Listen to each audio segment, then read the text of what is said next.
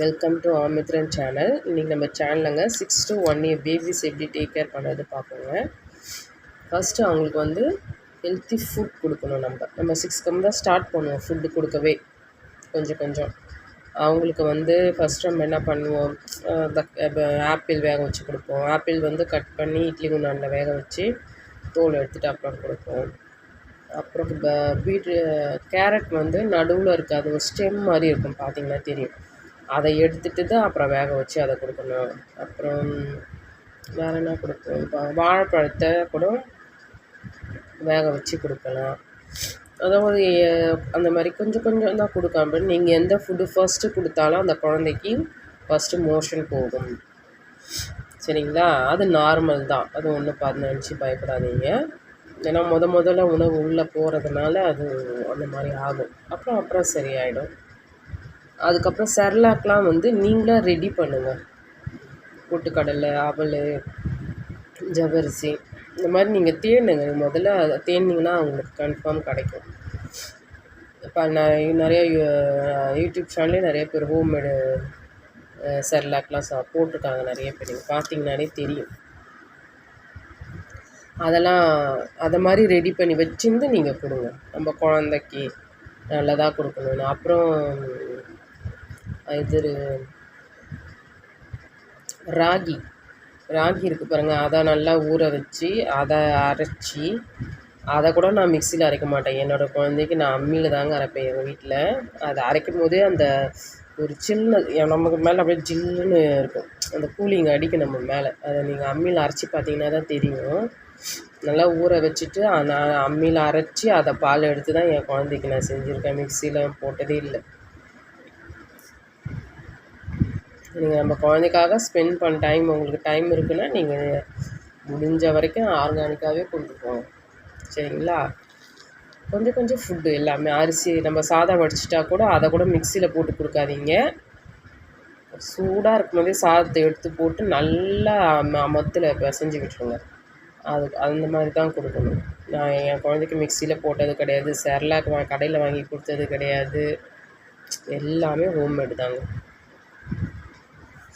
அடுத்தது வின்டர் சீசனில் இப்போ வின்டர் சீசனில் நான் அந்த வீடியோ போடுறேன். வின்டர் சீசனில் குழந்தைங்க எப்படி பார்த்துக்கணுன்னா, சாயந்தரம் 4 மணிக்கெலாமே அவங்களுக்கு சொட்டர்லாம் போட்டு விட்டுணுங்க. ஏன்னா சளி பிடிக்காமல் பார்த்துக்கிறோமோ அவ்வளோ நல்லது. ஏன்னா சளி பிடிச்சிட்டா தான் ரொம்ப அவஸ்தை. அவங்களுக்கு மூச்சு விட முடியாது, சளி சிந்த தெரியாது, எதுவுமே அந்த குழந்தைங்களுக்கு தெரியாது இல்லைங்களா? அதை சளி பிடிச்சிட்டாலே நமக்கு தான் ரொம்ப கஷ்டமாக இருக்கும். அது பிடிக்காமல் பார்த்துக்கோங்கன்னா சுடு தண்ணி நல்லா கொதிக்க வச்சு ஆற வச்சு அந்த தண்ணி கொஞ்சம் கொடுங்க. அம்மாவும் நீங்களும் அதை மெயின்டைன் பண்ணுங்கள். 4 மணிக்கெல்லாமே ஸ்வெட்டர் போட்டுருங்க. பனியில் வெளியில் எங்கேயும் கூட்டிகிட்டு போகாதீங்க.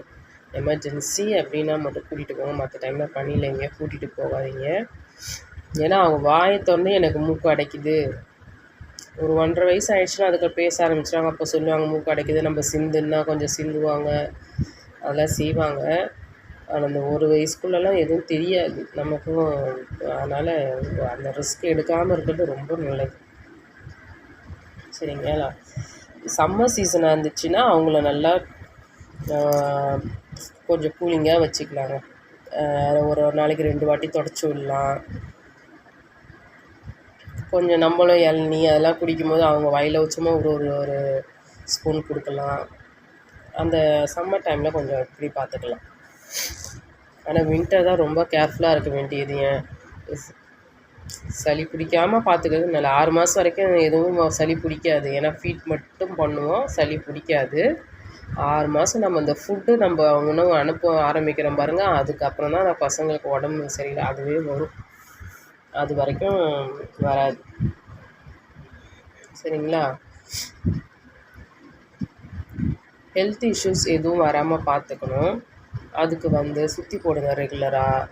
அதுக்கப்புறம் அந்த கஷாயம்லாம் கொடுப்பாங்க, ஜாதிக்காய் கொடுப்பாங்க. நான் எல்லாத்துக்கும் கொஷின் கேட்டிருக்கேன். என் குழந்தைக்கு ஜாதிக்காய், மாசிக்காயெல்லாம் அரைச்சி ஊற்றுவாங்க தெரியுங்களா, சாதத்தில் போட்டு வேக வச்சு எடுத்து. அதெல்லாம் கேட்டிருக்கேன் நான், ஒரு சித்தா டாக்டரே கேட்டிருக்கேன் நான். எங்கள் அண்ணன் தான் அவங்க சொல்லுவாங்க அது கொடுக்கும்போது அந்த குழந்தைக்கு வந்து அந்த நரம்புலாம் புத்துணர்ச்சி கிடைக்கும், அதுக்காக தான் அதெல்லாம் கொடுக்குறது அப்படின்னு சொல்லுவாங்க. அரோட்டி மாவு கஞ்சி சொல்லுவாங்களா, அதை என்னன்னு நான் சர்ச் பண்ணியிருக்கேன். அது வந்து மைதா மாவு. டாக்டரே கேட்டிருக்கேன். ஏன் சார் உடம்பு அந்த ஏதோ பேதி அந்த டைமில் வந்து சொல்லுவாங்க, அரோட்டி மாவு கஞ்சி கொடுங்க அப்படின்வாங்க. எதுக்கு சார் நீங்கள் இதை கொடுக்க சொல்கிறீங்க? இதை நான் பார்த்தேன், இது வந்து மைதா மாவு தானே, இதை போய் கொடுக்க சொல்கிறீங்க குழந்தைக்கு அப்படின்னா, நம்ம எப்பயும் ஒரே டைப் ஆஃப் ஃபுட்டு கொடுத்துட்ருக்கும்போது திடீர்னு ஒரு மாற்றம், வேறு டைப் ஆஃப் ஃபுட்டு உள்ளே போகும்போது அந்த குழந்தைக்கு அது பேதி நிற்கும் அப்படின்னு சொல்லுவார். அப்புறம் பேதி ஆச்சுன்னாங்க தயிர் சாதம் தாங்க கொடுக்கணும். தயிர் தான் கொடுத்துட்ருக்கணும்.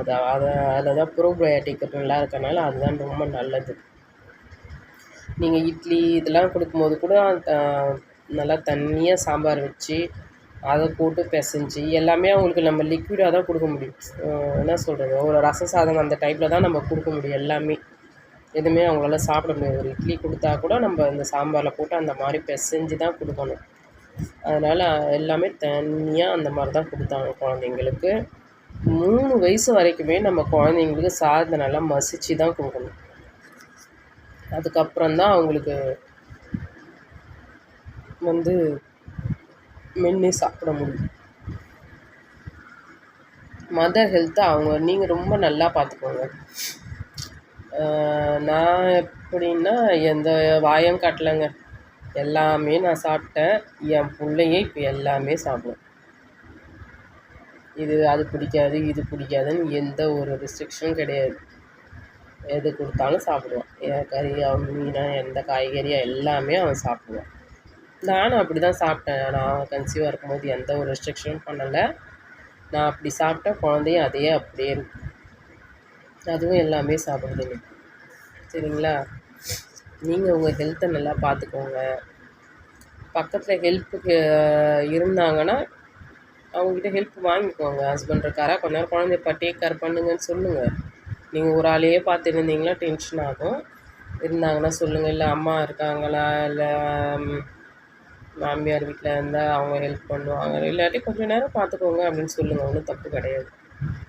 நம்மளை மட்டுமே பார்த்துக்கணும், மதர் மட்டுமே பார்த்தோன்னா நமக்கு டென்ஷன் ஆகும். அவங்க தூங்கும்போது கன்ஃபார்ம் நீங்களும் தூங்குங்க. அப்போ தான் தூங்க முடியும். இல்லைன்னா தூங்க முடியாது உங்களாலையும் சரியாக. உங்கள் ஹெல்த்தையும் நீங்கள் நல்லா பார்த்துக்கிட்டா தான் நம்ம ஹெல்த்தாக இருந்தால் தான் நம்ம குழந்தையும் நல்லா பார்த்துக்கலாம். தேங்க்யூ.